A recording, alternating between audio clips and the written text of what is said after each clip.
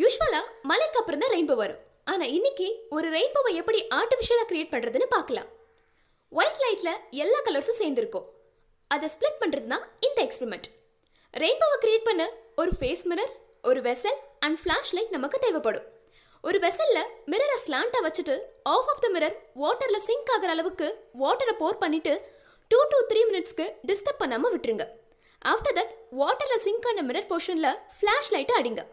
அது ஆப்போசிட்ல உள்ள வால்ல பட்டு 7 கலர்ல ரெயின்போவா தெரியும்.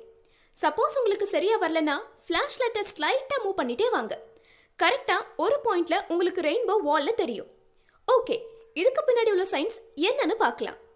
லைட் டிஃப்ரெண்ட் மீடியம்ல டிஃப்ரெண்ட் ஸ்பீட்ல டிராவல் பண்ணும். இந்த எக்ஸ்பெரிமெண்ட்ல ஃபிளாஷ் லைட் ஏர்ல இருந்து வாட்டர்ல என்டர் ஆகும்போது ஸ்பீட் ரெடியூஸ் ஆகும். ஸோ லைட்டோட பாத் பெண்ட் ஆகும். இதை ரிஃப்ராக்ஷன்னு சொல்லுவோம். And once flash light water மீடியம்ல என்டர் ஆனதும் லைட் வேவ் லென்த்துக்கு ஏற்ற மாதிரி 7 கலர்ஸாக ஸ்பிளிட் ஆகும். அந்த ஃபெனமெனனை தான் டிஸ்பர்ஷன்னு சொல்லுவோம். ஸ்பிளிட் ஆன கலர் எல்லாம் மிரரில் பட்டு ரெஃப்ளெக்ட் ஆகும். நமக்கு அது வால்ல ரெயின்போவா தெரியுது. ரியல் டைம்ல சன்லைட் ஏர்ல இருக்கிற வாட்டர் டிராப்லெட்ஸ்ல பட்டு ஸ்பிளிட் ஆகும். அதுதான் நமக்கும் ரெயின்போவா தெரியுது.